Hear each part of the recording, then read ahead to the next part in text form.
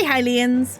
So we just had the newest Nintendo Direct, and I don't think anyone was expecting it to be as eventful as it was. And for me, no surprise, the biggest highlight of the Direct was the brand new Legend of Zelda game, Echoes of Wisdom, that's coming out in September. So I thought, with all the excitement and adrenaline from this trailer announcement and this game announcement, I would have another look through it, because I've only seen it once. And I would have a look through, see what there is, and just see more of what we can expect from this game. So, let's get stuck in.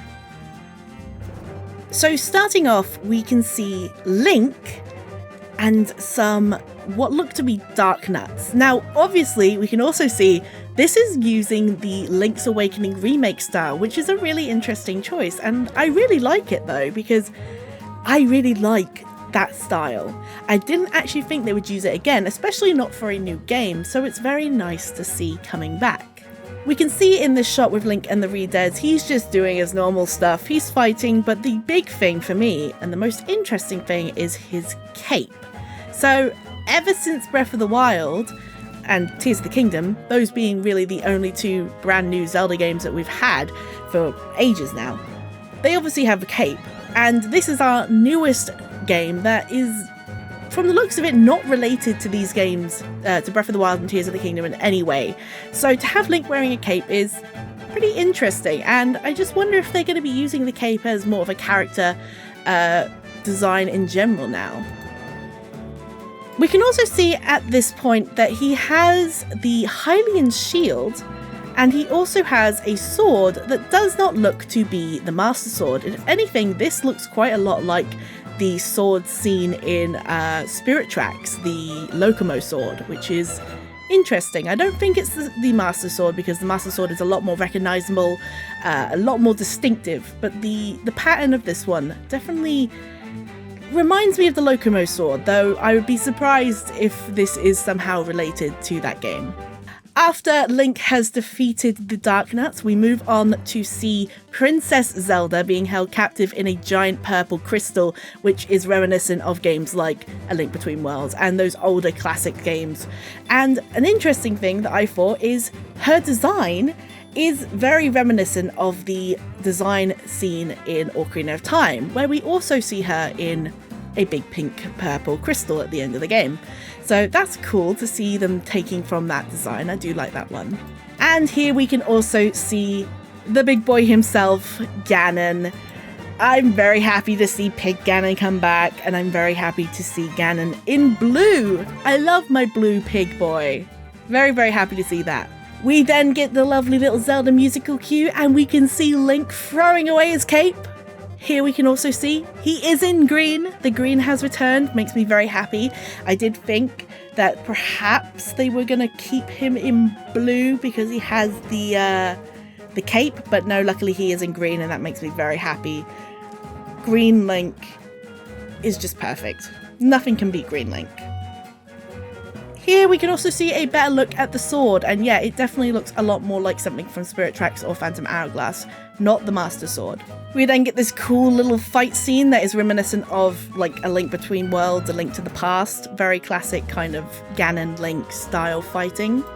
Nice little detail I like here as well is that Ganon has his trident, something that, yeah, I've been wanting to see. It's actually got two trident heads, so I don't know if that'd be called something different, but hey, it's more classic to me than the swords. Something I pointed out during my reaction to this trailer is in the background they have the little chimes that we hear quite a lot in Tears of the Kingdom, something that was very prevalent in the trailers for that game. So to hear it here is quite interesting. Does that mean that this game is somehow related to those ones? Or is that perhaps now going to be used as another kind of calling card in terms of music for Ganon, which would definitely be interesting to see. So when Link has defeated Ganon, everything seems fine for a moment before the trident then melts into the ground and opens up this mysterious portal that, again, is very kind of reminiscent of the portal scene in A Link Between Worlds. It's got that kind of purple outer glow, and, well, Link just starts getting consumed by it, so it's definitely not good. We also see him here using the bow that he had, that we get to see for the first time, that also does have that kind of style that goes with the Phantom Hourglass Spirit Tracks design. So it's quite interesting to see a lot of this.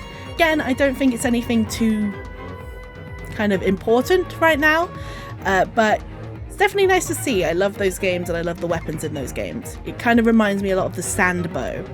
But here we also see him shoot the crystal that Zelda is in, and it cracks, leading to her being able to be set free. And after Zelda has been set free, the portal kind of grows more and more, chasing after her. She exits this temple, castle, underground dungeon, or wherever they were fighting, and we see it start to engulf Hyrule Field itself. And it's here that I think myself and everyone else knew, as soon as it started focusing on Zelda, as soon as Link and Ganon were out of the picture, we knew Zelda was our playable character. And this is extremely exciting because this is something we have been asking for years now. So long. I made videos talking about it for Breath of the Wild, for Tears of the Kingdom, before that game came out. So to finally have a Zelda playable game is absolutely amazing. We then get this nice kind of sweeping shot, very, again, reminiscent of Breath of the Wild's opening shot, where we have Zelda looking out over her kingdom. We zoom out, we see so much, and we then see the title of the game, The Legend of Zelda: Echoes of Wisdom, which is a very cool name. I really like it. It's quite simple, but it's nice, and it works for kind of what we will see, I think. Zelda is obviously the embodiment of wisdom. Great choice, and I feel there's going to be a lot more to kind of work around with that. In this shot, there's also quite a lot of stuff we can see in the environment. We can see here Hyrule Castle, which looks very similar to the castle scene in A Link to the Past and A Link Between Worlds, and I'm guessing this is also going to kind of be right in the middle of the map like it is in those games. Looking around this area as well, we can also see some really big mountains that look quite snowy. There's a lot of trees on them. We can see Death Mountain over to the left with what looks to be a possible dungeon or village entrance. And we can see a cave at the bottom, which needs a bomb, showing that we will have to use bombs or perhaps something else to get in there. There's also a little pillar. Going back a little bit to this panning area, we also have a cave in the middle of a lake. And there's a strange little creature statue thing on there as well, which kind of reminds me of the little guys, the gyroids from Animal Crossing, so that's pretty cool. There's also some stairs going up to the mountains, kind of just your normal standard Zelda kind of decorations. Lots of mysteries, not too much to really talk about, but very nice and very cool to see. So after Zelda is looking out over her kingdom, after she's just escaped, we can see that two Hylian guards from the castle approach her and kind of run up to her, guessing she's checking she's okay. So moving on, we get this kind of extended trailer instead of the just kind of cinematic opening. And we see that these portals are not just relegated to that one area that we first started at, they are all over Hyrule. Again, very much like A Link Between Worlds. But unlike those ones, these ones are causing havoc. They are seemingly blocking off locations, covering people's houses, making trouble and nuisance. And they are also sucking the residents into them. Where they go, we don't know yet. We then move on and see Zelda meeting the brand new character, Tri, who is a fairy. And I think everyone, as soon as we see this character, we hear this character's name, definitely has these same kind of thoughts of this character is somehow related to the Triforce. They have the 3 spots on their face, which kind of put into a triangle shape. They have the 3 triangles floating behind them. They give Zelda the Tri-Staff. There's definitely a lot of kind of symbolism, I guess. Not really symbolism, but it's all relating to the Triforce in some way. Perhaps Tri is kind of a fairy related to the Triforce. Maybe there's something similar to the fairies in Phantom Hourglass that are kind of representing each part of the Triforce. Maybe they're a messenger, maybe there's some kind of spirit. We don't know, there isn't too much shown here, but it's very interesting how kind of obviously connected in some way or related in some way to the Triforce that this character is. We then get this cute little shot of Zelda running out of Hyrule Castle with Tri. Perhaps this is where she finds Tri, maybe in the dungeons of Hyrule Castle or something like that. And a cute little detail is that she is wearing Link's cape, which I think is very sweet, very cute.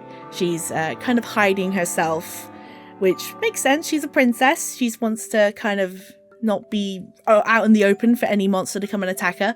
But her using Link's cape is very cute. We then get to see what the Tri-Rod does, and it is interesting. It's a very cool mechanic that I didn't really expect to see. It basically duplicates items. Waving the rod at different items will kind of copy it. It will copy it, and then you literally get to copy paste those items around the world. And this copy and paste, we are told, is called an echo. So that explains why it is Echoes of Wisdom. So here as well, we get to see Zelda placing the tables, and at this moment we get to see kind of a bit of the hub, which is very nice. We have the classic hearts in the top corner. Thank God it doesn't look like we're going to have to be eating our way. Hearts are likely going to be dropping around the world. We can also see on the left the up, down, left, right buttons with the Tri-Staff facing on the right. So an easy, quick way to get to it. We have the item in the top right, which is the current echoed item. We may be able to do more than one, which would be very cool, but now it's just kind of that single item. And then in the bottom right, we can also get a little look at the mini-map, which is really nice to see. And looking at it, you can kind of see the elevation points, and it also shows where these big portals are, so that's a nice little detail. It also looks to not be taking up too much room or be too bulky. It kind of fades nicely into the world, which is very nice. We then get to see more of the echo usage here, and I really like that you can use an echo multiple times, and it isn't something where you have to constantly run back to what you copied. You can just kind of do it more than once, and there probably is a limit, but it's nice to see it's not just you have to do it once. There's going to be so many cool puzzle ideas with this. I really like how you have to use the table here multiple times to get up the cliff. And while I'm here, you can also see a cave or a small dungeon or perhaps a little house, some kind of cave system on the right. As Zelda walks on, we can also see the strange little structure that I pointed out earlier in the video. The thing that I said looked like a gyroid. Here it's a bit easier to see that it doesn't look too much like a gyroid, but it is still pretty interesting. There's the central pillar and two smaller pillars coming off of it or next to it. No idea what this is going to do, but saying it's glowing yellow, perhaps this has some kind of connection with the Tri-Rod. Moving on, we get to see more usages for the Tri-Rod. We get to see different items it can copy and kind of different ways to use them. Here in the town, we can also see in the minimap, there is actually a kind of icon for that strange little statue. So it definitely is important of some type. So it's going to be used for something. I really like as well the variety of things that we can seemingly copy. We've got tables, boxes, beds, water. So like I said, there is going to be some very wacky, interesting puzzles in this game. I can already feel it, and I really, really can't wait to see what they do. Again, showing off that you can place things multiple times. We have Zelda placing a block of water on top of itself to make a pillar of water. Super cool. I really like this idea. Also on the minimap, you can see what looks to be a windmill, so that's very cool. Maybe we'll have the return of Guru Guru. Here they're showing off more ways to use the echoes. They show the box to get past the first one. Obviously it blows it away, so let's think, what can we use to get past this that probably isn't going to blow away? A potted plant. And then we see Zelda making a ladder out of beds, which is pretty funny. And here we are actually in a Gerudo village, which is super nice to see. The Gerudo were absent for a very long time. They came back with Breath of the Wild and Tears of the Kingdom very prominently. So it's super nice to see them again. And especially when we have a Ganon in the game as well. Perhaps we'll have kind of the relationship between Ganon and the Gerudo in this game like we had in Four Swords Adventures. So we've seen lots of ways to use echoes of items, and then we get the revelation that we can use echoes on monsters, which again, I've said it before, is gonna add to some very cool puzzles. So here we have Zelda fighting and defeating a moblin and then getting the echo of the moblin, which we then see using the moblin echo allows for the monster to fight on our side. Here we can also see in the top right where we can see which echo is equipped. There are 2 triangles on it. So I'm guessing the amount of triangles that are around that circle is the amount of monsters that you can summon. Saying here we see Zelda summon 2 moblins. I'm guessing as the game goes on, we will get more and more of these triangles around the circle, more things that we can summon, kind of standard, kind of upgradable item as we go along. I really like here that we can see Zelda using the blade trap as kind of a little skateboard or something, a way to get around and past the monsters on the ground. I think that's really cute, and I'm gonna say it again, gonna add some really cool elements to puzzles. We then move on to underwater. I'm so happy. I've missed swimming around in my Zelda games underwater, and we can see that Zelda summons a anglerfish kind of monster, and the other fishes look very similar to the bomb fish from Twilight Princess, so that's very cool. So moving on, we can see it's not just monsters, it's not just items around the world. Food can also be echoed and copied, and this is some meat that looks very similar to the feed, I think it is, or just the meat from Zelda 1, so that's pretty cool. And we can use it here to bring over the crows, which is actually really cool. And then after calling all the birds to the feed, Zelda just murders them all with a Deku Baba. And I want to say I'm very happy to see a Deku Baba. I have missed them. It has been a while. I'm sad they weren't in Breath of the Wild and Twilight Princess, but here they are, and they look very cute. Moving on, we get this kind of chase sequence with Zelda running over these platforms, being chased by the portal or the rift.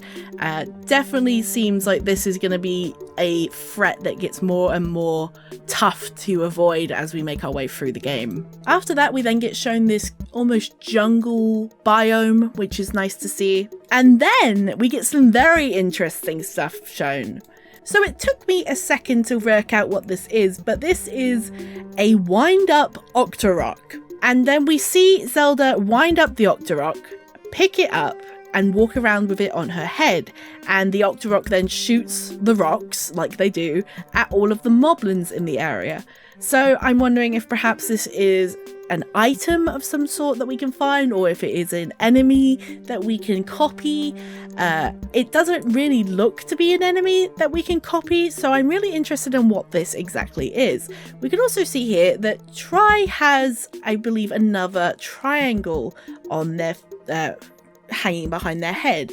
I think they had 3 to start with, and now they have 4, so perhaps there will be more as we get more powerful. We then get a look at a lovely little lava area where we can see Zelda flying around with the help of a little bird.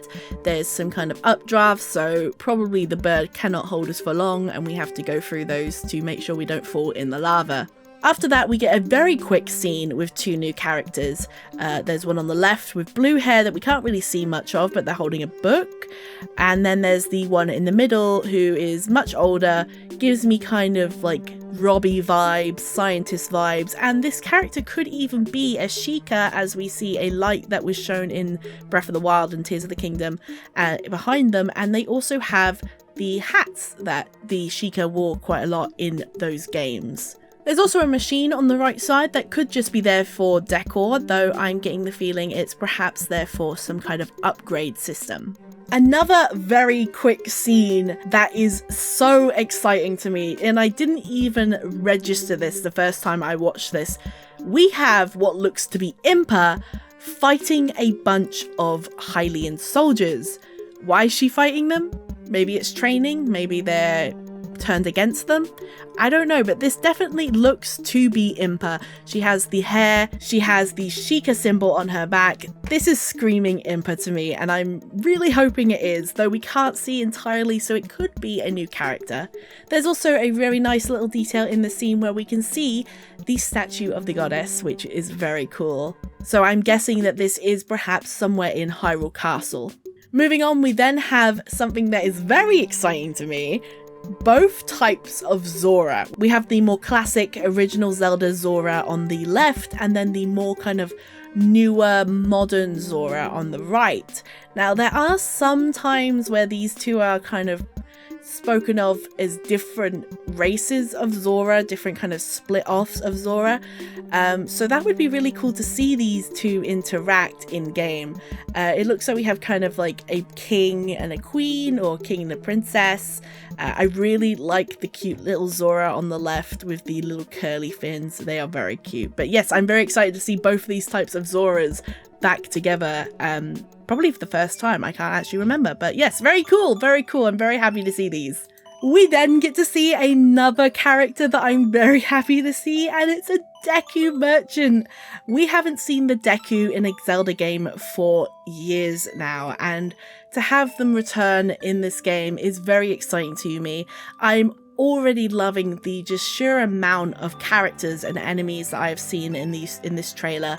It just makes me so happy to see so many classic characters and monsters and kind of settings from older Zelda games return after not really having too much of them in Breath of the Wild and Tears of the Kingdom. So yes, I am very happy with this. The little Deku merchant here looks super cute, and he does still look to be a merchant. As we can see, there is like potions behind him, bottles. I'm guessing we're going to be finding him or multiple Deku merchants around the world to buy different items from. And then we get this very beautiful little moment here with Zelda meeting the Great Deku Tree. Very much kind of going from Ocarina of Time style Deku Tree. I love it. It looks so cute, very pretty. The lighting here is gorgeous. I haven't said this enough, but the game itself looks absolutely stunning. We also see there's this cute little Triforce symbol on the center where Zelda stands. This is where you might expect the Master Sword to be, but obviously we are Zelda, not Link, so there isn't a Master Sword here from what I can see, though it would be pretty cool if Zelda did somehow get hold of the Master Sword in this game. We then see some more underwater moments, and I'm guessing this is probably part of a temple, which is very exciting to see. Very exciting to have an underwater temple back. We have these electrical jellyfish-like creatures coming up, which we'll have to obviously avoid. And in the background, there is a long fish or eel creature that seems to be swimming with Zelda, and obviously the large amount of water that I am guessing won't be very good to go into. So yeah, definitely swim quite fast from that. And we get a sneak peek after that of what looks to be a new boss, or perhaps a new monster. It is very rocky, definitely not a Goron unless they have drastically changed the design of Gorons for this game. It's probably some type of stone golem, stone talus maybe, but yeah, definitely giving boss vibes. We then get another little bit from Eiji Aonuma, and he speaks about all of the different echoes in the game, and we get to see even more of the things that we can copy. We have a sign, which I have no idea what you'd use a sign for. Maybe you'd have to use it to make someone read it because they're being silly and they don't want to go and walk to the sign. We see a cannon, which definitely going to be handy for fighting some monsters. And some more enemies being copied, spiky ones, so perhaps you can throw them at other enemies. And even a Lizalfos, which looks very cute. We can then see even more kind of dungeon side-scrolling, which I haven't said, but the side-scrolling dungeons are obviously very Link's Awakening. Very cool to see. And we have the return of Skulltulas, Walltulas. I'm guessing these are more Skulltulas, saying they aren't directly on the wall, but very cool. I've missed my little spiders.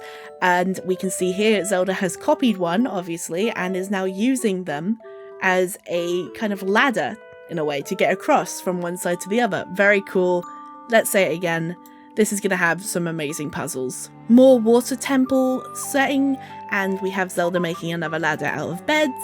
We then get to see another enemy, or not so much an enemy in this game from the looks of it, and that is the P-Hat, which has again been missing from Zelda for a while now.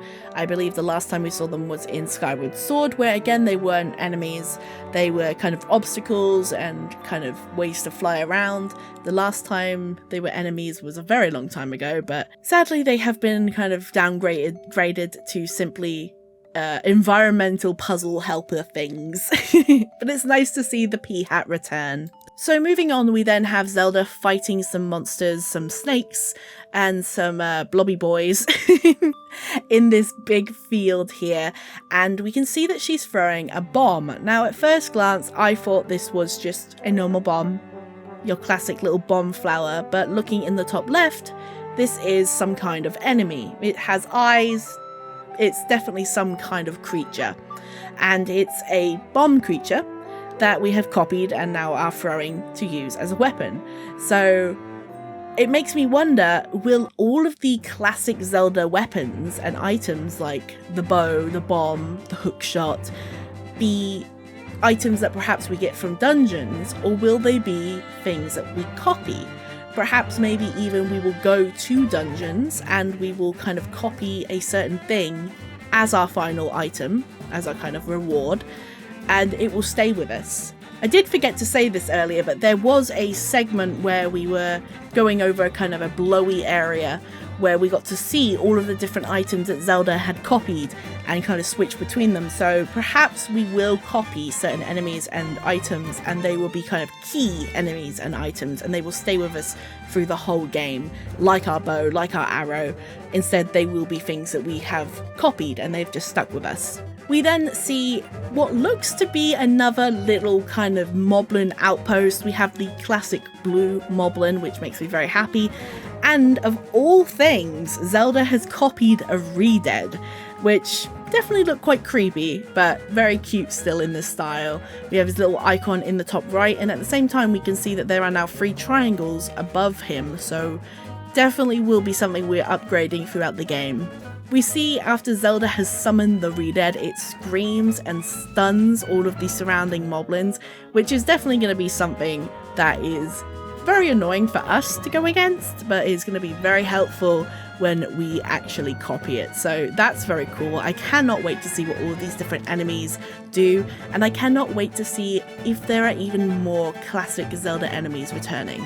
We then finish off with this beautiful artwork of the game, and I'm just so excited for it. This artwork looks so pretty. There's so many little details. You've got the heart on top of the pillar, which makes me so happy because heart pieces are returning. No more goddess orbs or whatever the hell we had in Breath of the Wild and Tears of the Kingdom. We've got the Octorok on the left chilling in the water. We've got the Moblin on the right. We've got the P-Hat next to them. We can see Link and Ganon all faded in the background, showing that they are in the portals. And of course we do have the portals themselves in front of Zelda over to the left in the village. We've got Death Mountain in the background, another snowy mountain on the right. So much stuff, and I'm just so excited for this game. As I said in my reaction video, I was not expecting this. I thought at most we would get a port, a remaster, a couple of games on the Nintendo online system, which we did get, which was very exciting. I thought that was all we were going to get, and suddenly we have a brand new Zelda game where we finally, after all this time, get to play as Princess Zelda. It is extremely exciting, and I am very happy.